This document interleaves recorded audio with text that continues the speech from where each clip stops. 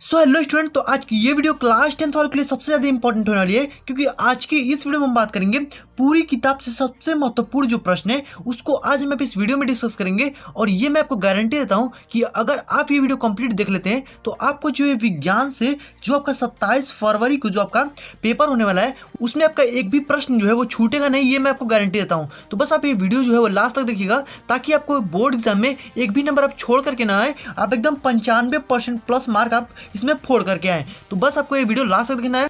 तो यहाँ पे जो विज्ञान में आपका जो भौतिक विज्ञान से, रसायन विज्ञान से और जो भी आपका जीव विज्ञान से, तीनों से मतलब यहाँ पे एकदम मोस्ट इंपॉर्टेंट जो प्रश्न है उसको आज हम इस वीडियो में डिस्कस करेंगे।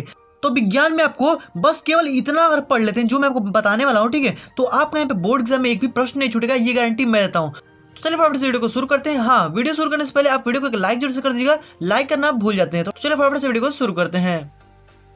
तो चलिए हम सबसे पहले देख लेते हैं भौतिक विज्ञान से जो प्रश्न है आपके जो आपके बोर्ड एग्जाम में आने वाले हैं उसको हम यहाँ पे डिस्कस कर लेते हैं। तो देखिए सबसे पहला जो आपका यहाँ पे प्रश्न है कि प्रकाश परावर्तन के नियम क्या है, ठीक है, प्रकाश परावर्तन के नियम क्या है ये आपको बताना है और इसको चित्र के साथ आपको यहाँ पे समझाना भी है, ठीक है। तो यहाँ पे आपको इसको चित्र पे बनाना है और यहाँ पे प्रकाश का जो परावर्तन का जो नियम होता है, ठीक है, तो इसको आपको यहाँ पे बताना है कि ये प्रकाश का परावर्तन जो होता है इसके नियम क्या होते हैं, ठीक है, ये आपको बताना है। तो इसके दो नियम होते हैं, आपको पता ही होगा, ठीक है, तो आप इसको एकदम बड़े तरीके से पढ़ लीजिएगा, ओके, बहुत ज़्यादा इंपॉर्टेंट है।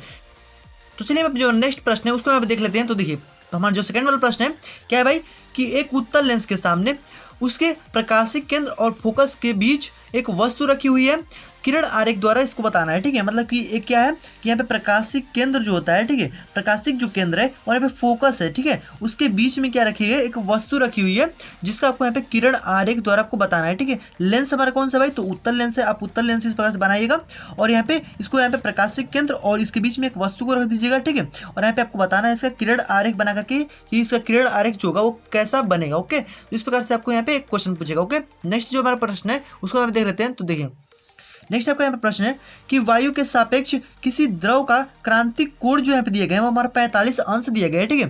तो उस द्रव का अपवर्तनांक जो होगा वो कितना होगा, ठीक है, ये आपको बताना है। सबसे मोस्ट इंपॉर्टेंट प्रश्न है, ठीक है, ये सबसे मोस्ट इंपॉर्टेंट प्रश्न है, ऐसा आपको बोर्ड एग्जाम में एक प्रश्न देखने को मिलेगा, ओके। चलिए नेक्स्ट जो हमारा प्रश्न यहाँ पे देख लेते हैं। देखिए भाई मैं आपको पहले प्रश्न बता देता हूँ, इसके बाद से मैं इसके नेक्स्ट वीडियो में आपको एक एक करा के इसको सॉल्व भी करा दूंगा जो आपको इसमें नहीं आएगा, ठीक है। चलिए यहाँ पे देखिए अगला हमारा प्रश्न है कि निकट दृष्टि दोष किसे कहते हैं, इनके कारण तथा निवारण सहित मतलब चित्र सहित आपको यहाँ पे समझाना है, ठीक है, इसका कारण भी बताना है और इसका निवारण भी आपको बताना है, ठीक है। यहाँ पे जो निकट दृष्टि दोष होता है, ठीक है, इसको मैंने पहले से पढ़ा रखा है, आप उसको देख सकते हैं, वीडियो का लिंक जो होगा आपको डिस्क्रिप्शन बॉक्स में या फिर आपको प्ले लिस्ट में मिल जाएगा, ओके। चलिए नेक्स्ट जो हमारा प्रश्न है, देखिए आपको यहाँ पे क्लास 10th का जो प्ले लिस्ट है वो आपको बना होगा, आप उसमें देख सकते हैं, ओके। नेक्स्ट जो हमारा प्रश्न है कि यहाँ पे दूरदृष्टि दोष, ठीक है, दूरदृष्टि दोष किसे कहते हैं, इनके कारण तथा निवारण को चित्र सहित यहाँ पे समझाइए, ठीक है। तो ये भी हमारा वही है, बस आपको इसमें यहाँ पे दूरदृष्टि दोष है, हमारा निकट दृष्टि दोष है, ठीक है। तो आपको दोनों एकदम आना चाहिए, दोनों इससे कन्फर्म है कि एकदम ये बोर्ड एग्जाम में आते हैं, तो इसको आप मोस्ट इंपॉर्टेंट में लिख लीजिएगा, ठीक है, ये मोस्ट इंपॉर्टेंट है, ओके। चलिए अगला जो हमारा प्रश्न है इसको दे देते हैं। अगला जो है हमारा कि प्रकाश का वर्ण विक्षेपण, ठीक है, प्रकाश का वर्ण विक्षेपण क्या होता है और यहाँ पे उदाहरण देकर आपको इसको समझाना है, ठीक है। प्रकाश का वर्ण विक्षेपण क्या है और इसको आपको उदाहरण देकर के समझाना है, ठीक है, एक आपको उसको उदाहरण दे देना है, ओके। नेक्स्ट जो हमारा प्रश्न है यहाँ पे कि मानव नेत्र किसे कहते हैं, ये सबसे मोस्ट इंपॉर्टेंट है भाई, इसको आप सबसे मोस्ट इंपॉर्टेंट में लिख लीजिए, मोस्ट इंपॉर्टेंट, ठीक है, यहाँ पे मोस्ट इंपॉर्टेंट है, ठीक है, एकदम 100% ही आपके बोर्ड एग्जाम में आने वाला है। तो आप इसको एकदम कंफर्म एकदम पढ़ लीजिएगा, इसको मैंने बहुत ही आसान तरीके से पढ़ाया है, ठीक है, कि आप एकदम मतलब चित्र के माध्यम से आप जितने भी उसके अंग है मतलब जो भी उसमें चीज़ें हैं सारी चीज़ों को आप बस केवल चित्र बना लेंगे ना तो आप उसको लिख लेंगे, ऐसे मैंने आपको बताया है, ठीक है। आप उसको जोर से देख लीजिएगा, तो आप उसका लिंक जो होगा डिस्क्रिप्शन बॉक्स में मिल जाएगा, आप उसे देख लीजिएगा, ठीक है, या फिर आपको ऊपर यहाँ पे आई बटन पे भी मिल जाएगा, ओके। तो देखिए यहाँ पे हमारे क्या है कि ये मानव नेत्र किसे कहते हैं तथा उनके प्रमुख भागों को का भी सचित्र वर्णन कीजिए, ठीक है, मतलब आपको मानव नेत्र को बनाना भी इसमें पड़ेगा, ठीक है। तो यहाँ पे सचित्र इसका मतलब कि आपको वर्णन करना है और इसके प्रमुख जो भाग होते हैं, ठीक है, तो आपको उसको लिखना भी है, ठीक है। तो बस आप एक बार उस वीडियो को देख लेते हैं तो आपको ये क्लियर हो जाएगा, ठीक है। ये हमारा चूंकि बोर्ड एग्जाम पूछेगा ना तो ये हमारा कम से कम आपका यहाँ 6 नंबर का बोर्ड एग्जाम में पूछेगा, इससे कम नहीं पूछेगा, ठीक है। चलिए अगला जो हमारा प्रश्न है यहाँ पे कि ओम का नियम, ठीक है, ओम का नियम आपको पता होगा V/I/R। तो यहाँ पे ओम का नियम जो है वो क्या है, यहाँ पे इसका सत्यापन भी आपको आरेख खींच करके यहाँ पे दीजिए, मतलब इसका आरेख भी आपको बताना है कि ओम का नियम जो कि इसका सत्यापन कैसे होता है, ठीक है। तो आरेख इस प्रकार से बना दीजिएगा, यहाँ पे इस प्रकार सीधा बना दीजिएगा, यहाँ पे इस प्रकार से खींच करके यहाँ पे आरेख इसका बना दीजिएगा, ठीक है। तो ये हमारा ओम का नियम है, आप एक बार जोर से देख लीजिएगा, सबसे मोस्ट इंपॉर्टेंट है, ठीक है, ओम का नियम क्या होता है, ठीक है। नेक्स्ट जो हमारा प्रश्न है यहाँ पे तो बस देखिए मैं आपको जितना बता रहा हूँ बस केवल आपको इतना ही पढ़ना है, इससे बाहर आपको कुछ भी पढ़ना नहीं है, ठीक है। तो बस आप इनको जरूर से पढ़ लीजिएगा, आपको बोर्ड एग्जाम 100% इसी में से देखने को मिलेगा, ठीक है। जो नेक्स्ट है हमारे यहाँ पे 9वां वाला कि समांतर क्रम संयोजन के सूत्र का निगमन कीजिए, ठीक है। जो समांतर क्रम संयोजन होता है, ठीक है, इसका आपको यहाँ पे सूत्र को लिखना है, ठीक है। तो समांतर क्रम आपको पता ही होगा 1/r बराबर 1/r1 plus 1/r2 plus 1/r3। इस प्रकार से हमारा जो कि समांतर क्रम संयोजन होता है, ये हमारा श्रेणी क्रम संयोजन अगर पूछ दे आपको तो श्रेणी क्रम संयोजन में आपका r बराबर यहाँ पे r1 plus r2 plus r3, ठीक है। इस प्रकार से हमारा होता है। तो अब हमारे यहाँ पे जो कि 11वां प्रश्न है कि 1 किलोवाट घंटा को यहाँ पे आपको जूल में बदलना है, ठीक है। तो इस प्रकार से भी आपको यहाँ पे छोटे मोटे प्रश्न जो कि पूछ सकते हैं, ठीक है। जैसे 1 किलोवाट को आपको जूल में बदलेंगे तो क्या होगा, ठीक है, इसको आपको बताना है, ओके।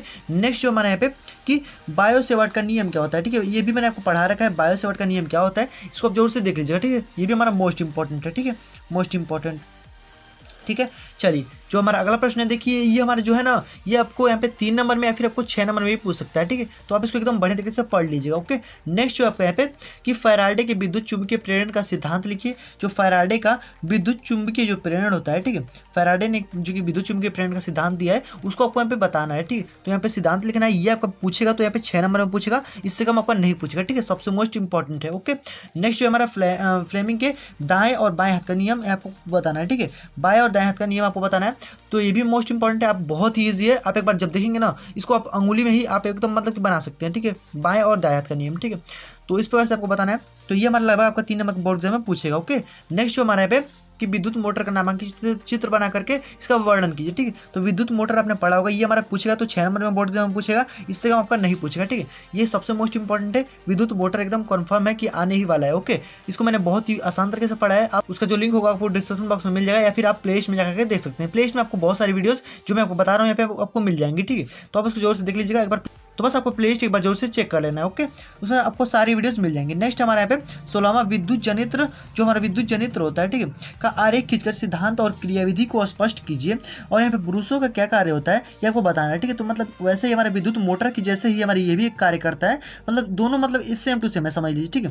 मतलब बस थोड़ा सा अंतर होता है, इसमें हमारा ब्रूस जो लगा रहता है, ठीक है, इसका क्या कार्य होता है ये भी आपको बताना है। जो आपको साइड साइड में 2 ब्रूस लगे होते हैं, इसमें भी हमारा ब्रूस लगा होता है, इसमें भी हमारा लगा होता है, मतलब कि विद्युत मोटर में भी होता है और जनित्र में भी होता है। तो जनित्र और मोटर में बस थोड़ा सा अंतर है, आप देख लेंगे आपको दोनों एक क्लियर हो जाएगा, ठीक है। दोनों अगर पूछेगा ना तो हमारे 6 नंबर से कम बिल्कुल भी नहीं पूछेगा, ठीक। तो ये आपको क्लियर कर लेना है, ओके। सबसे मोस्ट इंपॉर्टेंट है, ओके। नेक्स्ट देखिए, नेक्स्ट है आपका कि 17वां प्रश्न है ओजोन क्या है, ठीक है। जो ओजोन होता है वो क्या होता है आपको पता होगा, ओजोन परत के बारे में आप जान रहे होंगे, ठीक है। तथा यह किसी परिवर्तन को किस प्रकार प्रभावित करता है, मतलब कि अगर कोई भी परिवर्तन होता है तो किस प्रकार प्रभावित होता है। आप ओजोन के बारे में जान रहे होंगे, ओजोन परत के बारे में आप जान रहे होंगे क्या होता है, पराबैंगनी किरणों से हमें जो कि सुरक्षा करता है, ठीक है। तो ये हमारा होता है, और ये परिवर्तन जो होता है मतलब परिवर्तन को किस प्रकार से प्रभावित करता है ये भी आपको बताना है, ठीक है। तो ये जो कि इतने जो 17 मैंने यहाँ पे प्रश्न बताए ये हमारा भौतिक विज्ञान से, ठीक है, ये हमारा फिजिक्स से है। तो ये आपको एकदम बढ़िया से पढ़ लेना है, तो एकदम आपको ये बढ़िया तरीके से पढ़ लेना है। ये आपका फिजिक्स से एकदम आपको इसमें छोड़ना नहीं है, ठीक है। उसमें आपको बिल्कुल भी छोड़ना नहीं है, ठीक है। फिजिक्स में आपका इतना ही जो प्रश्न है वो आपके बोर्ड एग्जाम में पूछेगा, ओके। तो भौतिक विज्ञान से आपको इन 17 प्रश्नों को एकदम पढ़ जाना है, ठीक है। नेक्स्ट हमारे आते हैं यहाँ पे जो कि केमिस्ट्री से, ठीक है। तो केमिस्ट्री से हम देख लेते हैं जो सबसे मोस्ट इंपॉर्टेंट है, ठीक है। तो 18वां क्वेश्चन हमारा केमिस्ट्री में है, देखिए क्या है भाई, उष्माक्षेपी मतलब कि यहाँ पे दहन होता है, ठीक है। और उष्माशोषी अभिक्रिया क्या होती है इसको उदाहरण देकर समझाना है, ठीक है। तो ये भी हमारे यहाँ पे 3 नंबर में बोर्ड एग्जाम पूछेगा, सबसे मोस्ट इंपॉर्टेंट है, ठीक है। उष्माक्षेपी और उष्माशोषी, उष्मा को जो कि त्याग करता है और एक अंक अवशोषित करता है, ठीक है। तो इस प्रकार से होता है उष्माक्षेपी और उष्माशोषी, ओके। इसको आप जरूर से पढ़ लीजिएगा। नेक्स्ट है हमारे यहाँ पे कि ये हमारा क्या है कि निम्न को परिभाषित कीजिए, ठीक है। तो निम्न को आपको परिभाषित करना है, क्या है भाई, संक्षारण आपसे पूछा गया, और यहाँ पे विकृत गंधिता क्या होती है, ठीक है। ये 2 सबसे मोस्ट इंपॉर्टेंट है, ठीक है। संक्षारण मतलब कि यहाँ पे जंग लगना है, ठीक है, तो वो हमारा होता है, और यहाँ पे विकृत गंधिता मतलब कि गंध, ठीक है। तो सबसे मोस्ट इंपॉर्टेंट है, इसको आप जरूर से पढ़ लीजिएगा, ठीक है। ये भी हमारे बोर्ड एग्जाम में 3 नंबर से कम नहीं पूछेगा, ठीक है। ये हमारा क्या है कि रेडॉक्स अभिक्रिया जो है इस पर आपको संक्षिप्त टिप्पणी देना है। संक्षिप्त का मतलब क्या होता है, छोटे में, ठीक है। संक्षिप्त का मतलब बड़ा नहीं होता है, ठीक है, छोटा होता है। संक्षिप्त मतलब कि आपको कम शब्दों में इसको बताना है कि रेडॉक्स अभिक्रिया क्या होती है, ठीक है। तो इस पर आपको टिप्पणी देना है, ये सबसे मोस्ट इंपॉर्टेंट है, ठीक है, सबसे मोस्ट इंपॉर्टेंट है। तो ये आपको जरूर से पढ़ लेना है, ओके।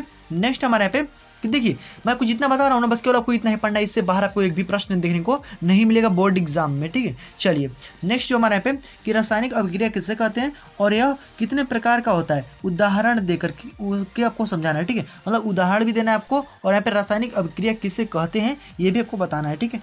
जो आपको सबसे मोस्ट इंपॉर्टेंट है। ठीक है, चलिए जो नेक्स्ट हमारा प्रश्न है, तो अगला हमारा है कि अम्ल क्षार लवण परिभाषा उदाहरण सहित लिखिए। मतलब जो इसका परिभाषा होता है इसको आपको बताना है। अम्ल क्षार और लवण की परिभाषा क्या होती है, एक एक लाइन में है, बहुत ही ईजी है, आप इसको देख लीजिएगा। ठीक है, और इसका परिभाषा और यहाँ पे उदाहरण एक आपको इसमें दे देना। ओके, सबसे मोस्ट इंपॉर्टेंट है। ठीक है, तो इसको आपको बताना है, तो आप इसको जोर से देख लीजिएगा। ओके, नेक्स्ट हम देख लेते हैं। नेक्स्ट आपका यहाँ पे 23वां प्रश्न है कि उदासीनीकरण। ठीक है, उदासीनीकरण क्या होता है, ये अभिक्रिया जो है वो क्या है, और यहाँ पे उदाहरण आपको इसको देना है। एक मतलब आप इसमें उदाहरण दे दीजिएगा, उदासीनीकरण अभिक्रिया को आपको लिखना है। ठीक है, तो ये आपको बताना है। और यहाँ पे 24वां जो सबसे मोस्ट इंपॉर्टेंट है, सबसे मोस्ट इंपॉर्टेंट क्या है भाई, कि बेकिंग सोडा जो है इसका आपको रासायनिक नाम लिखना है और अणु सूत्र क्या होता है इसका, और इसके भौतिक तथा रासायनिक गुणों को भी बताना है। ठीक है, तो सबसे मोस्ट इंपॉर्टेंट है, इसको जोर से पढ़ लीजिएगा। इसको मैंने पहले से ही आपको पढ़ा रखा है, आप इसको जोर से देख लीजिएगा, आपको क्लियर हो जाएगा। Baking soda, plaster of Paris और ये जो हमारे व्यंजक चूड़ है, इसको मैंने बहुत ही आसान तरीके से आपको पढ़ाया है। आप एकदम एक बार जब देख लेंगे ना आपको एकदम क्लियर हो जाए। ठीक है,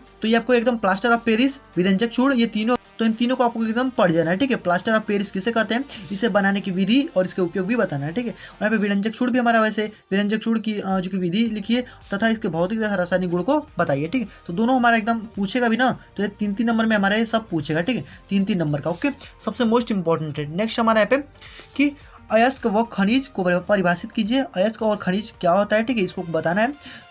और अयस्क तथा खनिज में क्या अंतर होता है ये भी आपको बताना है। ठीक है, तो इसको आपको सबसे मोस्ट इंपॉर्टेंट है, तो इसको भी आप जरूर से पढ़ लीजिएगा, अयस्क और खनिज में अंतर क्या होता है। ठीक है, बस आपको यही पढ़ लेना है, परिभाषा तो आप इजीली लिख पाएंगे। ओके, नेक्स्ट देखिए, नेक्स्ट हमारे यहाँ पे कि भर्जन एवं निस्तापन। ठीक है, भर्जन क्या होता है भाई और निस्तापन क्या होता है, ये बहुत ईजी होता है। आप इसको एक बार जब देखेंगे ना तो आपको एक क्लियर हो जाएगा। ठीक है, इसकी परिभाषा और उदाहरण भी आपको एक लिखना है। एक तो केवल आपको इसमें एक उदाहरण दे देना है और इसमें भर्जन और निस्तापन की परिभाषा को लिख देना है। ठीक है, सबसे मोस्ट इंपॉर्टेंट है, इसको आप जोर से पढ़ लीजिएगा। ठीक है, मोस्ट इंपॉर्टेंट है भाई, एकदम इसको आपको पढ़ लेना है। ठीक है, चलिए जो नेक्स्ट हमारा यहाँ पे कि मिश्र धातु किससे कहते हैं। ठीक है, जो मिश्र धातु होता है दोनों को मिलाकर के जो बनाया जाता है, किसी दो चीज़ों को मिलाकर के बनाया जाता है, वही हमारा मिश्र धातु हो जाता है। ठीक है, और यहाँ पे कॉपर के दो प्रमुख मिश्र धातुओं के नाम आपको बताना है और यहाँ पे संगठन के भी आपको नाम बताना है। ठीक है, तो आपको दोनों बताना है, मिश्र धातुओं के नाम बताना है और यहाँ पे संगठन के भी नाम बताना है। ठीक है, तो ये सबसे मोस्ट इंपॉर्टेंट है। ओके, नेक्स्ट हमारा है कि विद्युत रासायनिक श्रेणी किसे कहते हैं। जो विद्युत रासायनिक श्रेणी होता है, ठीक है, ये किसे कहते हैं ये आपको बताना है और इसके दो अनुप्रयोग यानी उपयोग को भी लिखना है। ठीक है, तो अनुप्रयोग और उपयोग में बहुत अंतर होता है। ठीक है, तो यहाँ पे आपको अनुप्रयोग करना है। ठीक है, मतलब कि उसको बताना है। ठीक है, तो ये आप हो गया हमारे जो कि विद्युत रासायनिक श्रेणी। ठीक है, अब नेक्स्ट जो हमारे यहाँ पे प्रश्न है कि समजातीय श्रेणी, सबसे मोस्ट इंपॉर्टेंट समजातीय श्रेणी। समजातीय श्रेणी क्या होता है और यहाँ पे उदाहरण देकर आपको समझाना है। ओके, नेक्स्ट हमारा जो प्रश्न है देखिए भाई, बस इन्हीं को आपको पढ़ना है, इससे बाहर आपको कुछ भी पढ़ना है। ठीक है, ये मैं आपको गारंटी दे रहा हूँ। ये हमारा प्रतिस्थापन अभिक्रिया का पर एक संक्षिप्त टिप्पणी, संक्षिप्त को मतलब समझ रहे होंगे, छोटा मोटा में थोड़ा आपको बताना है। ठीक है, दो लाइन में 3 लाइन में आपको बता देना है प्रतिस्थापन अभिक्रिया क्या होती है। ठीक है, किसी को हटा करके अपना वहाँ पे स्थान ले लेती है, वही हमारा प्रतिस्थापन अभिक्रिया होता है। बहुत ईजी है, आप बस इसे कॉन्सेप्ट समझ जाइए, आप आसानी से कोई भी प्रश्न आ जाए उसको लिख लेंगे। ठीक है, कॉन्सेप्ट अगर आपको आता रहेगा ना तो कोई भी प्रश्न आपको सबसे ईजी लगेगा। ठीक है, देखिए नेक्स्ट हमारा एल्केन, एल्कीन और एल्काइन से आप क्या समझते हैं, इसका उदाहरण देकर समझाइए। बहुत ईजी होता है,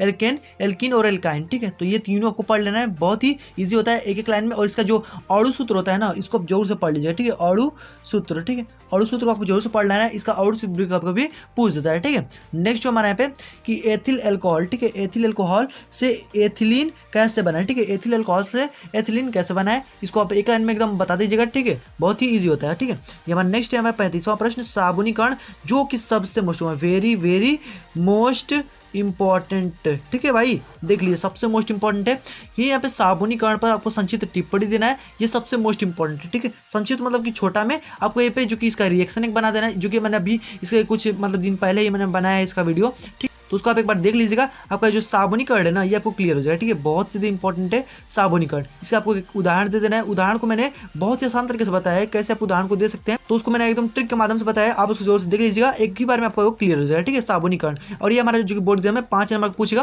एकदम गारंटी। ओके, नेक्स्ट हमारा जो प्रश्न है उसको देख लेते हैं फटाफट से।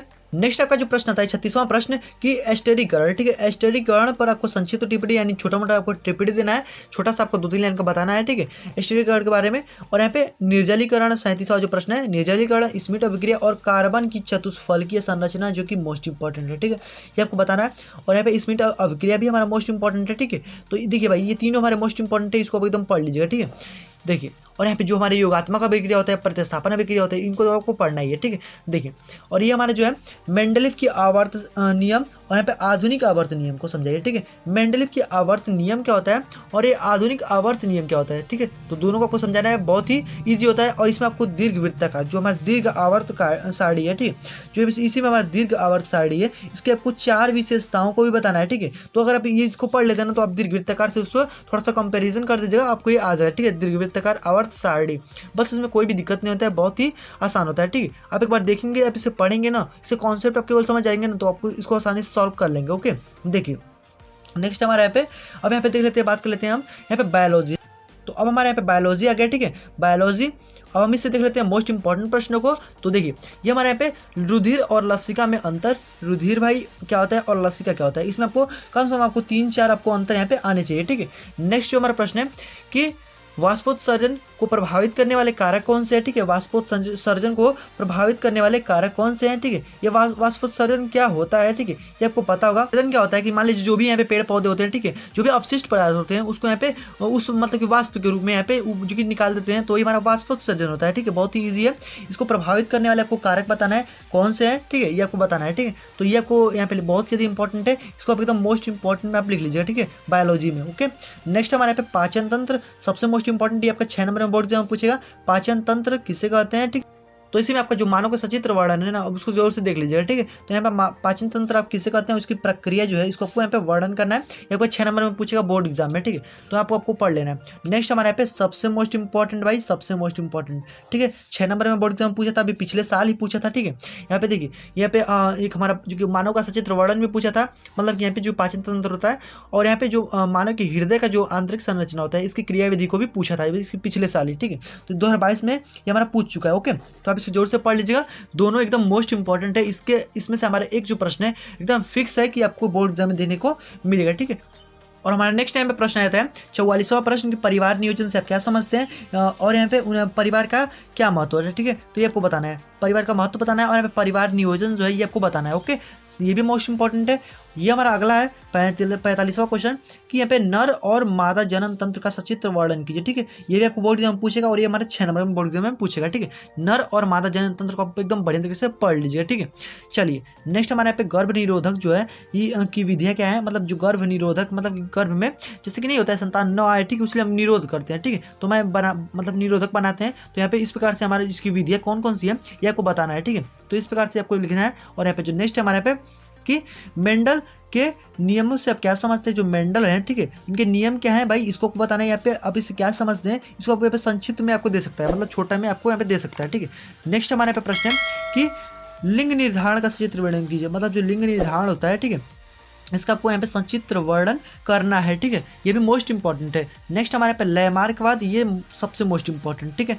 लयमार्कवाद और डार्विनवाद दोनों एकदम मोस्ट इंपॉर्टेंट है। लयमार्कवाद मतलब क्या होता है कि जैसे कि नहीं होता है कि मतलब जो भी यहाँ पे जैसे जिराफ को आप देख लीजिए, तो मतलब जो इसके मतलब परिस्थिति में ढल गए, तो जैसे मान लीजिए जो भी जिराफ थे, ठीक है, तो जिन्होंने प्रयत्न किया जो अपने पेट को भर सके, मतलब जिन्होंने पत्तियों को मतलब बहुत ही ऊंचे ऊंचे पे थे सब, तो अपने जो कि अपने सिर को यहाँ पे ऊंचा कर जो खा सकें वो खा लिए और जो नहीं खा पाए वो यहाँ पे लुप्त हो गए, ठीक है। तो इस प्रकार से हमारा लयमार्कवाद और डार्विनवाद है। आप इसको देख लीजिएगा, आप एक बार कहानी की तरह इसको पढ़ लीजिएगा, आप आसानी से लिख पाएंगे, ठीक है। तो बहुत ही ज़्यादा मोस्ट इंपॉर्टेंट है। बस केवल ये 50 जो प्रश्न मैंने आपको बताया एकदम आप बढ़िया तरीके से पढ़ लीजिएगा, ठीक है। और यहाँ पे दांतों के बारे में जैसे कि 4 प्रकार के होते हैं दांत, तो इसको आप एक बार पढ़ लीजिएगा, ठीक है। तो ये बस इतना ही आपको पढ़ना है। जो भी मैंने यहाँ पे प्रश्न बताया फिजिक्स, केमिस्ट्री और बायोलॉजी से, बस इतना ही आपको पढ़ना है। 50 प्रश्न में से आपको बोर्ड एग्जाम में अब यहाँ पे एकदम एक भी प्रश्न आपको नहीं छूटेगा, ये गारंटी मैं देता हूँ। तो बस मैंने आपको जिन प्रश्नों को बताया, ठीक है, बस आप केवल इनको पढ़ लेते हैं तो आपको विज्ञान में एक भी प्रश्न नहीं छूटेगा, ये गारंटी मैं देता हूँ, ठीक है। तो बस आपको इसमें अगर जो भी आपको ना आए, ठीक है, समझ में ना आता हो, तो आप मुझे कमेंट कर दीजिएगा, मैं आपको उस पर वीडियो जो कि ला दूंगा एक एक करके, ठीक है। तो बस आज की वीडियो में इतना ही था। अगर आपको वीडियो थोड़ा सा पसंद है तो वीडियो को लाइक कर दीजिएगा, चैनल पर अगर नया है सब्सक्राइब जरूर कर लीजिएगा और जो नोटिफिकेशन बेल होगा ना उसको ऑल पे जरूर प्रेस कर दीजिएगा कि जब हम आपको बोर्ड एग्जाम से रिलेटेड वीडियोस को अपलोड करेंगे ना तो नोटिफिकेशन आपका सबसे पहले पहुंच जाए। फ्रेंड्स मिलते हैं नेक्स्ट वीडियो में, तब तक के गुड बाय, जय हिंद, वंदे मातरम।